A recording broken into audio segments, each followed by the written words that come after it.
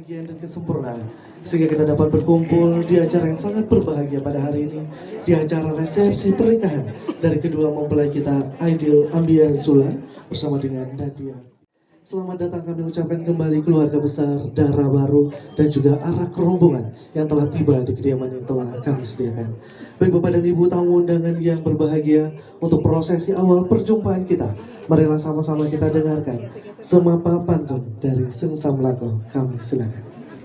Assalamualaikum warahmatullahi wabarakatuh. Waalaikumsalam warahmatullahi wabarakatuh. Kru semangan rahmat melimpah dari pada Allah kena udonya. Betul. Kamu uronyo kadruk melangkah, darah baru yang cedah uronyo kamu jakba. Waalaikumsalam warahmatullahi. Puja ke Allah mula pun haba. Selawat salam ke Rasulullah, Nabi yang megah pang ulai dunia. Ya. Memang drone katruk kena ni langkah. Betul. Hai tengku mutuah darah baru ni jaba. Ya. Watelun kalen darah baru lagak melempah. Oh. Hai tengku mutuah lagi dah Slavina. Oh.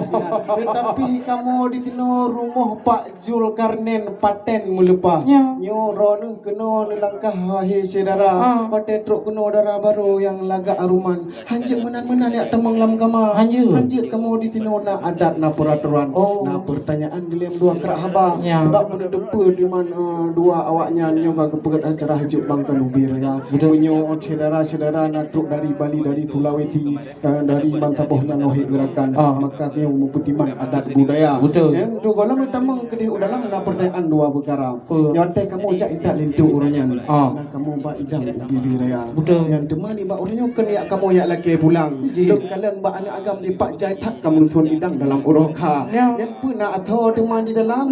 Itu untuk dalam kamu periksa. Penaju Aceh bubereh hanaban. Yang sebab lun kalian macam yang kan rame lagoina. Man gaya suun lun kalian anak muda sedang lagi hi dalam atau anak. Yang punyuna nu pegah berijang. Yang bek maleh tengku ngamak tuan ni Pak di dalam kamar. Bungong maluri di dalam taman. Betul. Sudah dah pandang tak kalian rupa. Kalau ditanya tentang bawaan, lengkap di dalam wahai saudara. Jangan ditanya bermacam-macam. Malulah bisan kami yang datang semua. Oleh karenanya hai tuan bisan, janji uranyan hana mutuka. Yang kalian idang bermacam ragam. Memang pui hana banote di mat le anak muda. Tapi punya asal hayo tak di dalam. Nah anak kunci mata kejang anak kunci fajedo.